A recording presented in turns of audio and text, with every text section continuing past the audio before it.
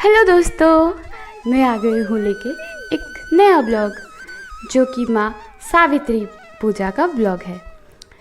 तो वैसे तो सावित्री पूजा होता है जून महीने में, मगर थोड़ी देर से अपलोड किया इसीलिए मैं क्षमा चाहती हूँ। और आप लोग मेरे साथ बने रहिएगा मेरे इस ब्लॉग में, जो कि मैंने दिखाया है कि कैसे कैसे माँ का पूजा होता है। और ये था पहले दिन का वीडियो। तो ये जो आप लोग रंगोली देख रहे हैं, ये है माता सावित्री और सत्यवान और यमराज जो कि धर्मराज हैं, उनकी पूजा होती है।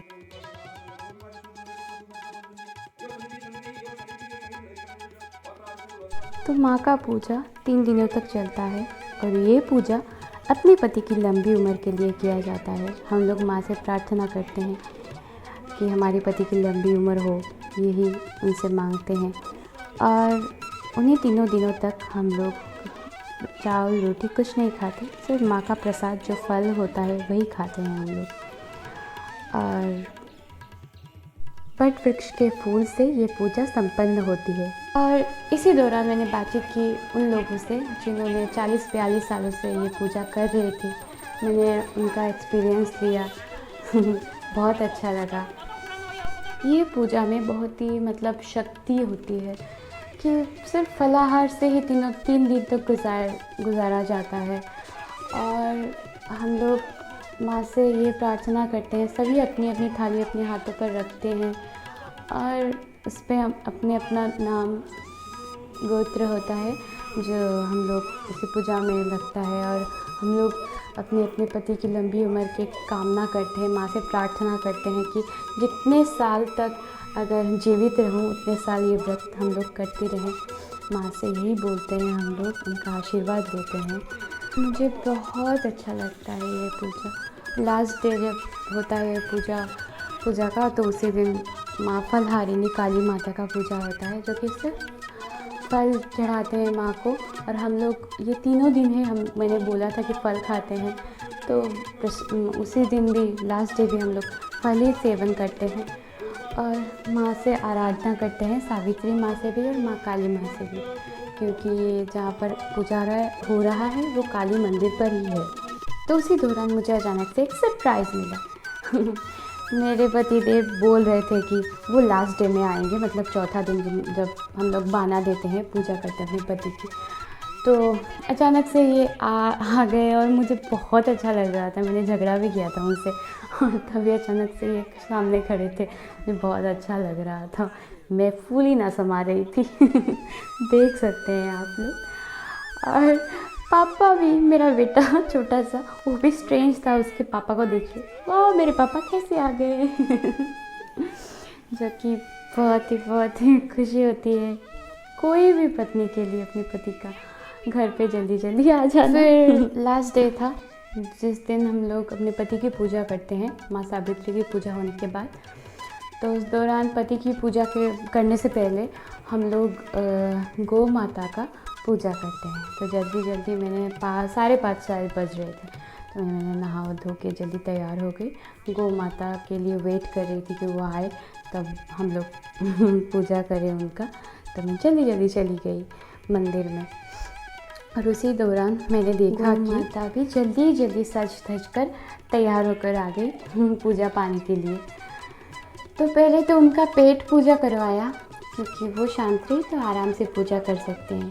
फिर मैंने उनका पैर धुलाया ठीक ठाक से, और उसके बाद हम लोगों ने धान जो होता है, दुर्वा होता है, तो आशीर्वाद लिया उनका। उसके बाद तेल चढ़ाया उनके चारों पैरों पर, सिंदूर भी लगाया पूरे चारों पैरों पर हमने। और उसके बाद सिंदूर अपने, ये नियम होता है अपने हेयर से पोंछना, या जिनका हेयर छोटा होता है वो आंचल से भी पोंछ सकते हैं। फिर ये बोलते हैं, हमारे बंगाली में हाल मुगानी बोलते हैं, मतलब ये भी एक नियम होता है। ऐसे रस्सी बांध कर देते हैं, तो 7 बार बांध कर देते हैं और 7 बार इसे खोलना पड़ता है। तो हम लोगों ने ये जल्दी किया, क्योंकि बहुत गर्मी थी और भीड़ बहुत हो रही थी, क्योंकि पूरा हमारा जो गांव सभी औरतें करते हैं। तो बहुत सारे सोच ही सकते हैं 25-30 तो होंगी, तो एक एक करके करना बहुत प्रॉब्लम होगा, इसीलिए सभी मिलकर कर रहे थे और मज़ा भी आ रहा था, बहुत मज़ा आ रहा था खींचना।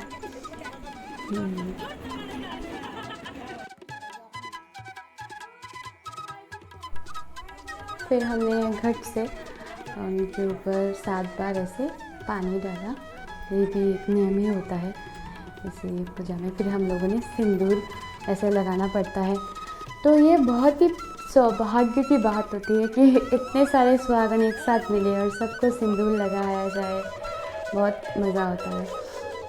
और मैं तो आप लोग देख रहे हैं कि हम सभी सबको लगा रहे थे सिंदूरन और बहुत मज़ा भी आ रहा था।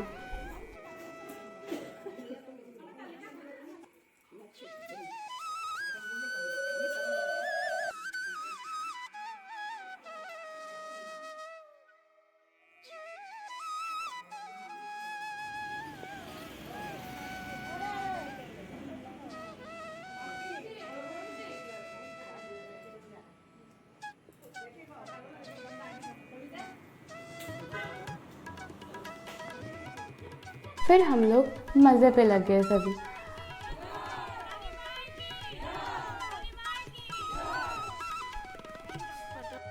फिर बारी आ गई अपनी पतिदेव की पूजा का, जिसे हम लोग बाना कहते हैं। तो पहले धान और दुर्बा लेकर उनका आशीर्वाद किया माँ सावित्री का, और उसके बाद जो गुलदस्ता बना हुआ था दुर्बा से और वट सावित्री की फूल से और ये सजावट के लिए फूल था, वही माँ का सबसे मतलब आशीर्वाद होता है। ये 3 दिनों तक पूजा होती है इन फूलों की। तो ये देकर मैंने घट का पानी उनके ऊपर 7 बार लेकर ऐसे उनके ऊपर छिड़का कि माँ उनके लंबी आयु हो उनकी, और ऐसे मैंने मज़े के लिए हवा भी कर दिया थोड़ा कि शांत रहो ऐसे करके। तो उसके बाद जो था वो ऐसे वट का जो एक पत्ता होता है उसमें सिंदूर लगाया जाता है अपने माथे पे, और फिर सबसे मज़ेदार है अपनी पति के पैर धुलाकर उसका पानी पीना, जो कि मुझे बहुत अच्छा लगता है और मैं ये बहुत मज़े से पीती हूँ। सबसे फेवरेट ड्रिंक है मेरा। और उसके बाद मैंने उनसे प्रणाम किया उनके पैरों को छूकर। और यही था मेरा छोटा मोटा ब्लॉग। अगर आप लोगों को अच्छा लगे तो प्लीज़ लाइक, शेयर और मेरे चैनल को सब्सक्राइब कीजिएगा।